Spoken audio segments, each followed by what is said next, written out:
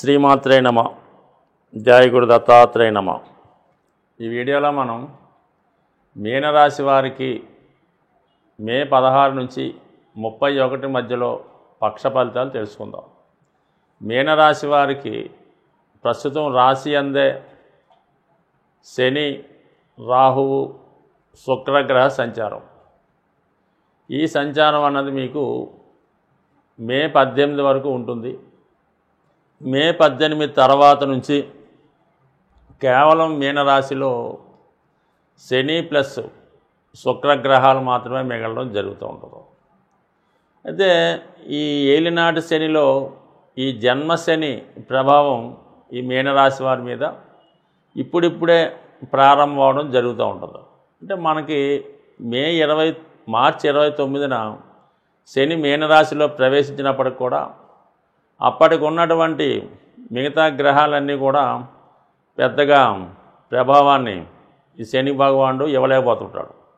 ఇప్పుడు కేవలం శుక్ర, చంద్ర మరి శని ప్రవేశించాడు కాబట్టి ఈ సమయంలో మీకు ఆర్థిక పరమైనటువంటి ఒత్తిడి చాలా ఎక్కువగా ఏర్పడడం జరుగుతూ ఉంటుంది. దాని తర్వాత కుటుంబంలో ఉన్నటువంటి స్త్రీల మధ్య ఏర్పడినటువంటి విభేదాలు చాలా విపరీతంగా పెరగడం వల్ల ముఖ్యంగా ఇది మగవారి జీవితంలో చాలా ఇబ్బంది పెడుతూ ఉంటుంది. అంటే మీనరాశిలో ఎవరైతే ఉంటారో వాళ్ళు, చంద్రుడు రాశిలో ఉండగా మీనరాశి అవుతుంది కాబట్టి అక్కడ మదరు, శుక్రుడు వచ్చాడు కాబట్టి భార్య, ఇప్పుడు శని వచ్చాడు కాబట్టి ఈ అత్తాకోడళ్ళ మధ్య వచ్చినటువంటి విభేదాలు చాలా వరకు జాతకుడికి ఇబ్బంది పడతాయి. దాంతో ఆర్థిక పరంగా విపరీతమైనటువంటి ఒత్తిడి ఏర్పడడం జరుగుతుంటుంది. ఏవో కుటుంబ అవసరాలకో మిగతా కుటుంబ సభ్యుల అవసరాలకో కంపల్సరిగా జాతకుడు ఎంతో కొంత సహకారాన్ని అందించవలసి ఉంటుంది తప్పనిసరి పరిస్థితుల్లో ఈ సమయంలో. అయితే దానికి మరి ఈ జీవిత భాగస్వామి ఇతర స్త్రీలు ఒప్పుకోపోవడం వల్ల ఒక విధమైనటువంటి సంఘర్షణ వాతావరణం సున్నిత మనస్కుడైనటువంటి మీనరాశి వారికి ఇబ్బంది పెడుతుంది. అయితే కొంతవరకు ఏంటంటే ఈ రాహువు 12లోకి రాబోతున్నాడు 18 తర్వాత. ఇది ఏదో విధమైనటువంటి ఒత్తిడి, అంటే మనం గతంలో అయిపోయింది అనుకున్నటువంటి సమస్య తిరిగి రావడం జరుగుతుంది. అంటే ఏదో మనం ఎవరికో బాకీ ఉంటాం, అది మొత్తం చెల్లించి ఉంటారు. లేదంటే ఒక ఇన్స్టాల్మెంట్ కారు ఇన్స్టాల్మెంట్లో కడతాం, అది పూర్తయిపోతుంది. కానీ మళ్ళా మీరు ధనాన్ని ఇవ్వలేదనో, ఇంకా కొన్ని ఇన్స్టాల్మెంట్లు బాకీ ఉన్నాయను, ఏదో ఒక బాధ్యత జాతకుడిని తిరిగి మళ్ళా పునఃప్రారంభిస్తూ ఉంటుంది.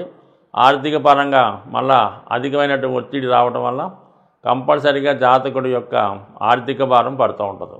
దీన్ని ఏదో విధంగా సర్దుబాటు కావాలంటే అది జాతకుడి చేతిలో చాలా వరకు ఏ యాంగిల్లో కూడా ధనం వచ్చే అవకాశం లేదు. అంతా కూడా టైట్ పొజిషన్ ఏర్పడింది. అటు ఇన్స్టాల్మెంట్ లాంటివి సరిగ్గా కట్టలేకపోవడం వల్ల, అలాగే కావాల్సిన వారికి సమయానికి సహాయం చేయలేకపోవడం వల్ల ఇవన్నీ జాతకుడిపై పెను భారాన్ని, మానసిక అశాంతిని కారణమవుతూ ఉంటుంది. అయితే ఈ సమయంలో ఎంతో కొంత అంటే గురువు మీకు చతుర్థ స్థానానికి రావడం వల్ల రాశ్యాధిపతిగా మరి ఏదైనా ఒక స్థిరాస్తి, అలాగే గృహం, మదరు ఇటువంటి విషయాల్లో మీకు కొంత సౌలభ్యం కొరిగి కొన్ని రోజులు ఏదన్నా స్థల మార్పు చేయడం వల్ల కొన్ని సమస్యల నుంచి పరిష్కారం అవుతుంది.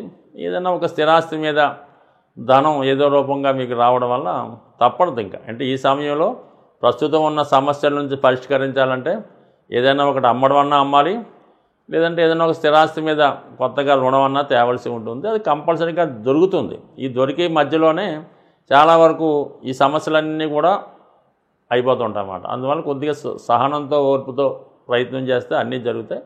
ఇక ధనస్థానంలో ఈ బుధగ్రహ సహకారం మీ యొక్క వాక్చాతుర్యంతో, మీ యొక్క తెలివితేటల్లో కుటుంబ సభ్యుల్ని శాంతపరిచి కొంతవరకు వాళ్ళ సమస్యల్ని వెనక ముందో ఒక రోజు అవుతుంది కానీ కంపల్సరీగా అది సహకరిస్తారు. కొంతవరకు ముందు విభేదించినప్పటికీ కూడా తర్వాత మళ్ళీ మీ భార్య, మీ మదర్ కూడా సహకరించి మీ యొక్క కొత్తగా వచ్చినటువంటి సమస్యల్ని పరిష్కరించుకునే ప్రయత్నం జరుగుతుంది. అంటే ముందు మీలో మీరు కొట్లాడకుండా ఇతర సమస్యల దగ్గర రాబోతులకు మీరు అంతా ఒకటై ఆ సమస్యను ముందు పరిష్కరించి మళ్ళీ రొటీన్గా మీ యొక్క లైఫ్ ప్రారంభమవుతూ ఉంటుంది. మరి కుజుడు 5వ స్థానంలో ధనాధిపతిగా ఉండడం వల్ల బట్ ఏదైనా ముందు ఇబ్బంది ఉన్నా ఈ నెల చివరిలో ఏదో విధంగా ఆర్థిక పరంగా అంతా సరిగా సెటిల్ అయి నెమ్మదిగా ప్రశాంతంగా ఈ పక్షం ముగుస్తుంది.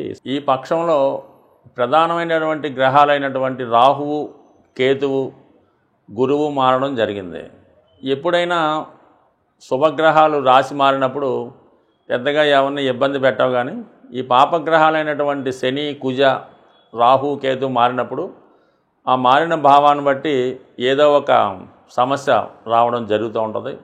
మరి ప్రధానంగా రాహు ఇప్పుడు రాశి స్వక్షేత్రంలోకి రావడం వల్ల రాహువు అత్యంత బలవంతుడై ఉంటాడు. అంటే రాహు ఎప్పుడు కూడా చెడు కార్యక్రమాలకి, అవినీతికి, సంఘ విద్రోహ చర్యలకి కారణం అవుతూ ఉంటాడు. కాబట్టి ఎవరి జాతకంలో అయినా సరే రాహు ఏదో విధంగా వాళ్ళని స్ట్రగుల్ చేయడం జరుగుతూ ఉంటుంది.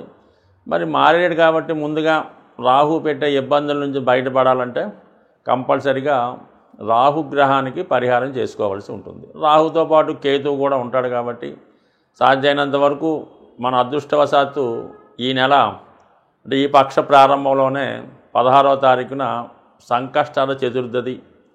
ఆ చతుర్దశి రోజు వినాయకుడికి అభిషేకం కానీ, హోమం కానీ, ఏదైనా గరికతో అర్చన కానీ ఏదో పూజా కార్యక్రమం చేసుకోవడం వల్ల దాని తర్వాత వచ్చే అమావాస్య రోజు కానీ, శుక్రవారం రోజు కానీ, ముఖ్యంగా అమావాస్య అయితే మంచిది, ఏదైనా అమ్మవారి ఆలయంలో ఎస్పెషల్లీ కనకదుర్గ అమ్మవారి ఆలయంలో మరి విధి విధానంగా అమ్మవారి కుంకుమార్చన చేయడం, వీలైతే ఒక 4 కొబ్బరికాయలు అమ్మవారి ఆలయంలో ఇవ్వడం వల్ల కంపల్సరిగా రాహు అనుగ్రహానికి కుదురుతుంది. రాహు మనకి అనుగ్రహించాడంటే చాలా చక్కని ఫలితాలు ఇవ్వడం జరుగుతుంది. రాహు ఇచ్చాడంటే ఫలితం చాలా హై లెవెల్లో, టాప్ లెవెల్కి వెళ్ళిపోవడం జరుగుతూ ఉంటుంది.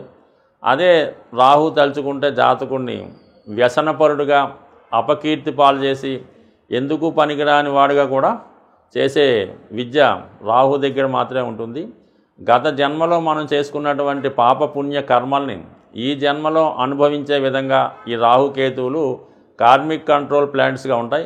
ఎప్పుడైనా రాహుకేతు మారినప్పుడు కంపల్సరిగా అటు విఘ్నేశ్వరుని, ఇటు అమ్మవారిని ప్రార్థించుకోవడం వలన రాహుకేతువుల అనుగ్రహం లభిస్తుంది. అయితే గురువు కూడా ఇప్పుడు మారాడు కాబట్టి ఏదన్నా ఒక పాపగ్రహం యొక్క ఫలితం, చెడు ఫలితం తగ్గడం ఎంత ఇంపార్టెంటో శుభగ్రహాన్ని కూడా బలవంతంగా ఇంకా డెవలప్ చేసుకుంటే అవి ఇంకా శుభ ఫలితాలు ఇచ్చి ఈ పాపగ్రహ ఫలితాలని తగ్గించడం జరుగుతుంది. గురువు యొక్క అనుగ్రహం కావాలంటే కేవలం దత్తాత్రేయుడు, షిరిడి సాయిబాబా వారు, లేదంటే మీ యొక్క కులదైవం, మీ కులగురువు, మీకు విద్య నేర్పిన గురువు, వాటి అంతటికన్నా ఇంపార్టెంట్ మీ యొక్క జన్మనిచ్చినటువంటి తల్లిదండ్రులు. వీళ్ళని సేవించడం వల్ల, పూజించడం వల్ల గురుబలం పెరుగుతూ ఉంటుంది. ఇంకా ఈ అవకాశం లేని వారు ఇవన్నీ మన వల్ల అనుకుంటే మీరు ఏదన్నా ఒక గోశాలకు వెళ్ళి గోవుకి సేవ చేయడం కానీ, వ్యక్తిగతంగా రైతుల దగ్గర ఉన్నటువంటి గోవుకి శుభ్రంగా పూజాది కార్యక్రమాలు నిర్వహించడం వల్ల కూడా గురువు యొక్క అనుగ్రహం లభిస్తూ ఉంటుంది. వీటన్నిటికన్నా ఇంపార్టెంట్ ఏంటంటే తల్లిదండ్రులు ఏమైనా ఇబ్బందుల్లో ఉంటే వారికి ఎటువంటి ఇబ్బందులు లేకుండా వారికి కావాల్సిన సదుపాయాలు చేయడం వల్ల కూడా మీకు ఈ గురుబలం పెరుగుతుంది. గురుబలం పెరిగితే అన్ని గ్రహాలు కూడా మీకు అనుకూలమైన ఫలితాలు ఇవ్వడం జరుగుతూ ఉంటుంది. ఈ చిన్న పరిహారంతో మీ జీవితాన్ని బ్రహ్మాండంగా చక్కదిద్దుకుంటారని ఆశిస్తూ స్వస్తి.